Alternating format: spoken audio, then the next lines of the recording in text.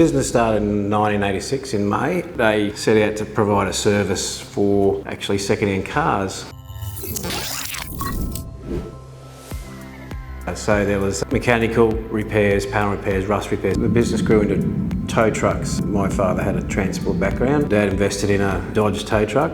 So we started towing the vehicles in. That progressed to different types of trucks, so tilt tray trucks. And then that progressed into transporting transportable buildings for some of the larger multinational companies and some hire companies that aren't around anymore. Not only do they have small buildings, they have larger buildings. And then from that, Dad was always one of those people that could look at the way someone does something and work out how to do it quicker, safer and more efficiently. So off we went and started installing camps predominantly in around CQ. So we did most of the camps at Middlemount, Mowra, Dawson, Callide areas. So we went from transporting them to transporting and installing them as well. The steps along the way haven't been big steps, they've been gradual steps. Some products that set us apart from our multinationals and any other competitors are our mobile products. So very easy to set up on site, through to some of these ones here, which is our larger mobile crib units, which we've done nearly 200 of these now. They go into WA iron ore fields, goldfields, Groote Eylandt, PNG, New Caledonia, New South Wales. So the next growth area for us will be residential, which we're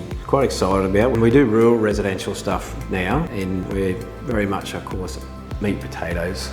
We're very ABC, so what we do is very neat, tidy, clean. Our product's probably not aesthetically suitable for residential town type stuff. About 18 months ago, maybe beginning of last year, we thought, okay, there's a housing problem. So we did engage some planners, and 6 months later we said, look, we're really busy, which we are. We'll get back to this when we're quieting off again. I picked it up yesterday.